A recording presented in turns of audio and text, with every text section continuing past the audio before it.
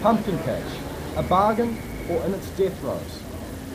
This analysis is for ANZ KiwiSaver to buy, sell or hold Pumpkin Patch shares looking at a 5-year period.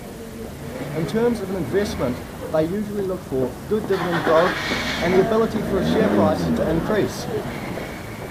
Currently, market conditions for clothing stores should be great, with increased incomes, low interest rates and GDP increasing at 3% in both New Zealand and Australia in a zero inflation environment.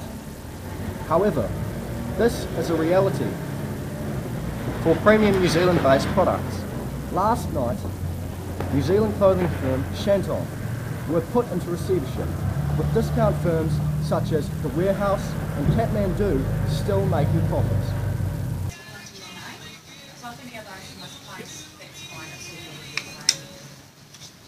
Pumpkin Patch is a premium children's clothing store selling in Australia, New Zealand, and after some failed attempts overseas, they are developing an online presence. It started in 1990 by Kiwi Sally Sinnott and grew rapidly for 5 years, before having to close stores and consolidate its operation. Currently they have 150 stores, down from 180 at their peak. With increasing revenue coming from Australia and New Zealand, and the New Zealand market consistently making a profit, why are they continually making losses? But what do consumers think?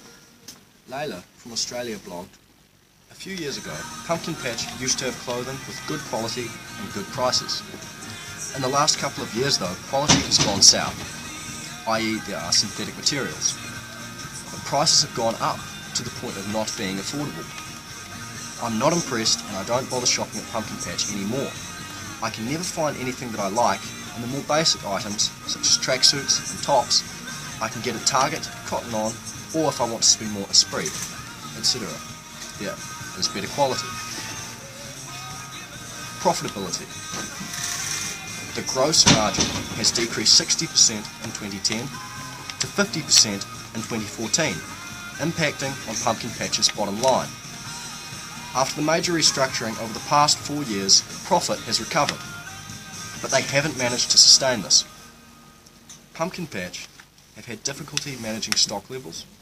Currently, they have $70 million of stock with a turnover of 220 days.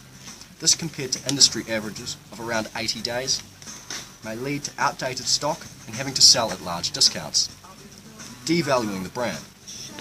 If you discount once, you end up in a discounting trap, not being able to sell normal priced stock. Compared to competitors, Pumpkin Patch is not paying dividends and likely will not do so in the near future. Similar businesses such as Hallensteins and Glassons pay an 11% dividend, while Briscoe's 6.7% dividend.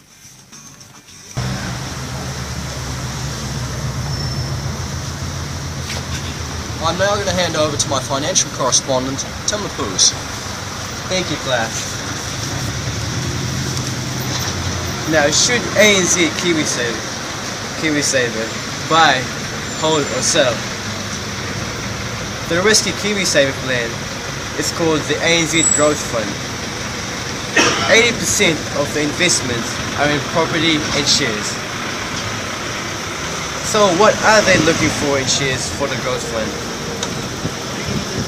They're looking for share growth and dividends, both of which aren't looking too good for Pumpkin Patch. The ANZ also feature with the total bank facility of 75 million, split into 2 different tranches. The first tranche totaling $25 million, which expires on the 30th of September 2015. The second tranche totaling $50 million, expiring on the 29th of February 2016. In the 2015 interim report of Pumpkin Patch, they only have 330,000. Unless they can move some of the 70 million stock, this is going to be a real problem for them. The management of Pumpkin Patch is also problematic. Di Humphries, CEO, and has just resigned with no replacement yet announced. in the middle of implementing her 2-year plan. Rod Duke, director, is rumoured to want to buy the company and would benefit from a lower share price and a recovery plan. Sally Sinnott, founder and a large shareholder, is not part of the board, neither is Maurice Prendergast, having sold off many of his shares. Checklist: sales decreasing, dividends increasing, share price increase decreasing, dividends are non-existent and not likely in the future, management, it simply keeps changing.